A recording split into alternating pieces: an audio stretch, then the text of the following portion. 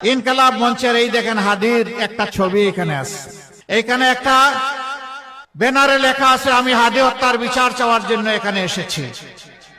আমি কথা দিচ্ছি, শুধু হাদি নয়, আবরার ফাহাদ, আবু সাইদ, হাদি সহ তাদের যত সহযোদ্ধা আমাদেরকে জীবন দিয়ে তাদের জীবন জাতির জন্য উপহার দিয়েছে, আমরা তাদের বিচার করব ইনশাআল্লাহ।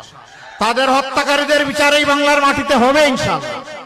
এই দাবি পূরণ হবে, তবে হ্যাঁ, ন্যায় বিচার হবে, জেনে তেনে বিচার হবে না, বিচারের নামে কারো উপর অবিচার করা হবে না। ন্যায় বিচার আমরা নিশ্চিত করব, তাতে কেউ মুক্তি পায় মুক্তি পাক, শাস্তি পায় শাস্তি পাবে।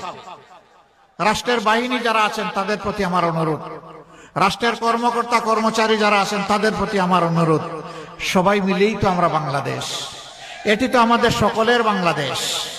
বাংলাদেশটা ভালো হলে আমরা সবাই ভালো থাকতে পারবো। একটা সুষ্ঠু নিরপেক্ষ অবাধ নির্বাচনের জন্য জনগণের যেমন দায়িত্ব আছে, রাষ্ট্রীয় কর্মকর্তা কর্মচারীদেরও সেই দায়িত্ব আছে। আমরা দোয়া করি তারা কোনো দলের নয়, ব্যক্তির নয়, তারা সেদিন হবেন 18 কোটি মানুষের। তারা সেদিন হবে কার? 18 কোটি মানুষের। আর আমি ঘোষণা দিচ্ছি, আমি জামাতে ইসলামের বিজয় চাই না, আমি চাই বাংলাদেশের 18 কোটি মানুষের বিজয়।